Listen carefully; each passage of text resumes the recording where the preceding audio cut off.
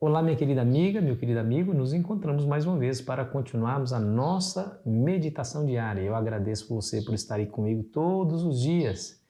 Muito obrigado porque você tira um tempinho para orar por nós, viu? As suas orações nos fortalecem e a gente aqui produz esse material pensando exatamente em você. Muito obrigado, tá bom?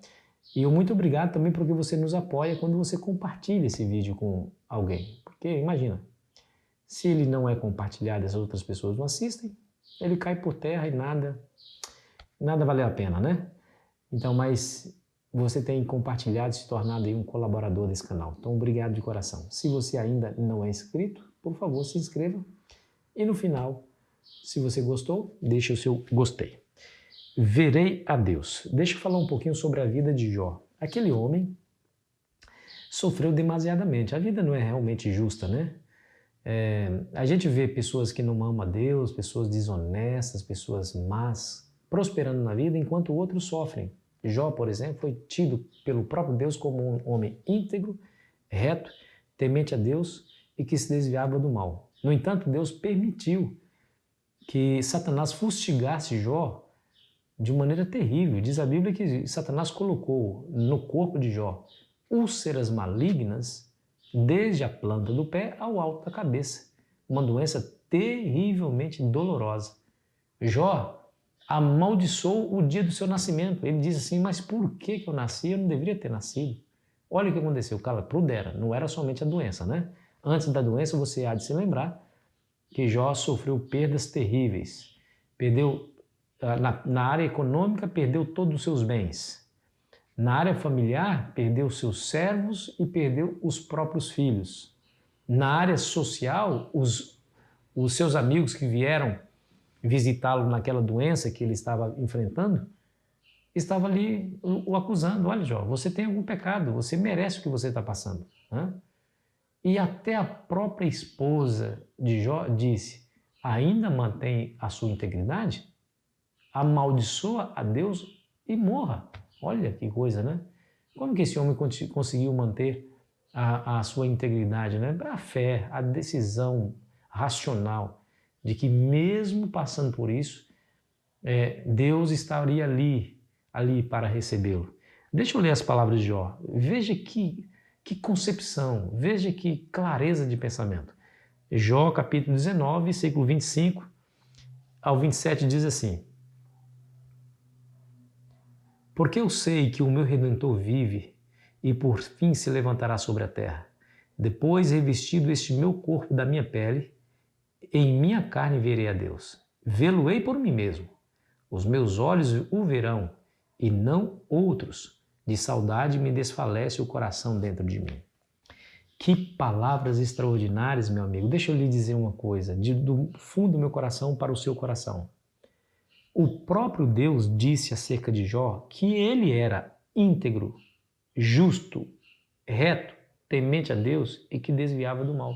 O próprio Deus. Quem está dando testemunho acerca do caráter de Jó não é nenhum profeta, nenhum sacerdote, nenhum ser humano. É o próprio Deus. Então, se é verdade que a pessoa morre e vai direto para o céu, Jó, ao morrer, deveria ir se encontrar com Deus. Mas as suas palavras denotam a esperança que ele tinha na ressurreição do seu corpo. Quando ele disse, o meu corpo vai ser revestido da minha pele e eu verei a Deus na minha carne. Os meus olhos, não outros, verão a Deus. O meu Redentor se levantará. É isso. Quer ver? Ó? Deixa eu mostrar algumas evidências para você entender que Jó morreu muito tempo. Foi o Jó é o primeiro livro escrito da Bíblia, muito antigo. E nós vamos ver aqui alguns textos sobre essa questão de morrer e ver a Deus. O primeiro texto que eu gostaria de ler para você está lá em João capítulo 1 e o versículo 18, que diz assim, ó: ninguém jamais viu a Deus, o Deus unigênito que está no seio do Pai, é quem o revelou. Ora, queridos amigos, o próprio Jesus diz que ninguém jamais viu a Deus. Bom, se é verdade que a pessoa morre e vai direto para o céu, Jó não teria que estar lá do lado de Deus, louvando o seu nome, adorando o seu Criador e o vendo? Porém, Jesus disse Ninguém jamais viu a Deus. Mas não é só isso. Veja aqui, por exemplo, o que Paulo escreveu em 1 Timóteo, capítulo 1, versículo 16. Escute bem. O único que possui imortalidade, que habita em luz inacessível, a quem homem algum jamais viu e nem é capaz de ver, a ele a honra e o poder eterno. Amém. E aí, o que você me diz desse texto? Nenhum homem foi capaz de ver a Deus, porque não viu mesmo. Quando a pessoa morre, segundo a Bíblia, ela desce à região do silêncio. Cemitério, a palavra cemitério significa morada dos mortos. Então ela vai para a sepultura e ela adormece. Por isso que Jesus disse lá em João 11 que o seu amigo Lázaro dormiu. E os seus discípulos disseram, mas se dormiu, Senhor? Está lá no João 11, leia lá a sua Bíblia. Se dormiu, Senhor, então está bem. Supondo que ele estaria falando do sono natural. Mas Jesus disse claramente, Lázaro morreu. Lázaro morreu.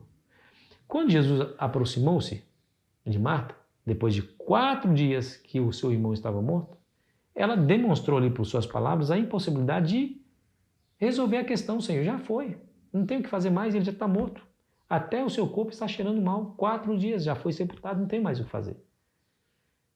Ela demonstra a sua concepção, que era a concepção geral de todos os hebreus, nas palavras de João capítulo 11, versículo 24. Escute. Eu sei que ele há de ressurgir na ressurreição do último dia. Essa era a concepção. Essa é a concepção do Antigo Testamento e também do Novo Testamento e também da Bíblia como um todo. Não há essa ideia de que quando a pessoa morre vai direto para o céu porque ama Jesus, porque era fiel a Jesus. Não. Não há essa concepção. A pessoa morre, ela fica esperando o momento em que será chamada novamente. Lembre-se das palavras de Jesus. Não vos maravilheis disto, porque vem a hora em que os que se acham nos túmulos ouvirão a minha voz e sairão, uns para a vida eterna e outros para a vergonha e horror eterno. Está escrito lá, em João capítulo 5, versículo 28 e 29. Pode ler lá na sua Bíblia.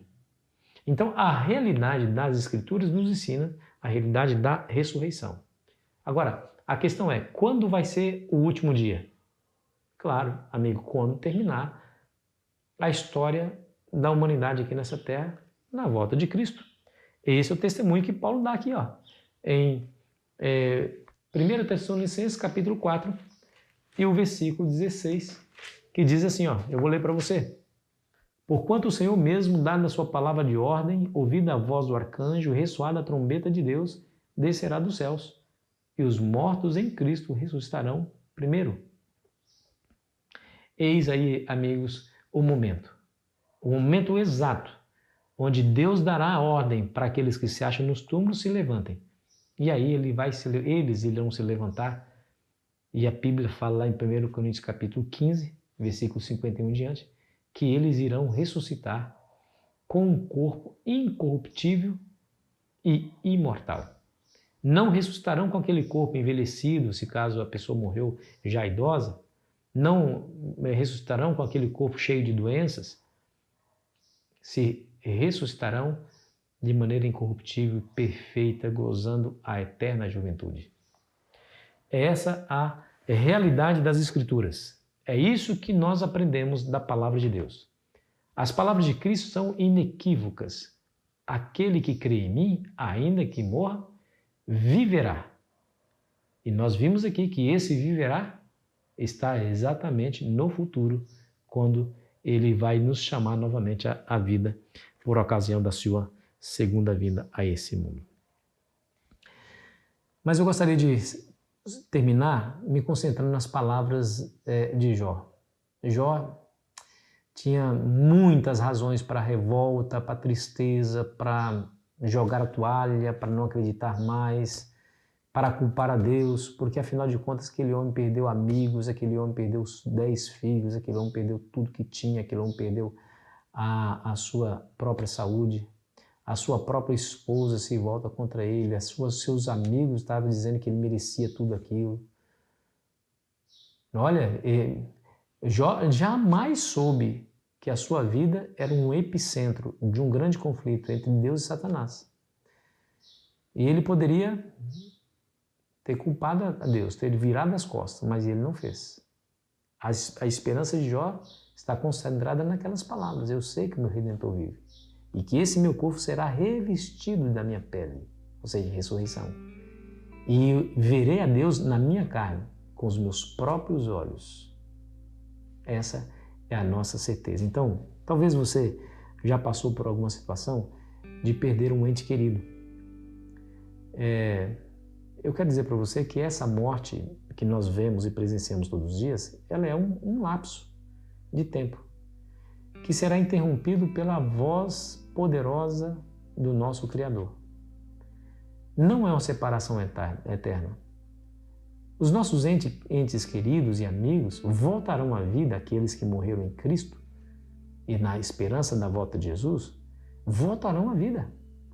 E nós iremos ter o privilégio e a alegria de abraçá-los novamente, de conviver com eles. Agora, numa realidade onde nunca mais haverá morte e nem separação. Vale a pena, meu amigo e minha amiga, se concentrar na esperança, nos presenteada por Deus na sua palavra. Quando a gente tem isso no coração, a esperança se torna mais forte do que o desespero. Sentiremos dor, sofreremos, choraremos diante da realidade da morte. Porém, a dor não será forte para nos destruir, porque a esperança nos mantém com os olhos fitos nos céus, de onde virá o nosso Senhor para nos resgatar. Vamos orar? Pai, obrigado por tudo, Senhor, por nos revelar tamanhas verdades e nos escolher para realmente compreendermos essas coisas, apesar de que o mundo está aí jazendo em trevas acerca desse assunto. Nos abençoe com esse pensamento de que Jesus irá nos ressuscitar na ressurreição do último dia e que haveremos de herdar a vida eterna, porque assim Ele nos prometeu. Entregamos a nossa vida nas Tuas mãos, em nome de Jesus. Amém. Foi uma alegria estar com você, querido amigo, querida amiga. Amanhã estaremos aqui esperando você ansiosamente. Aproveite bem o seu domingo.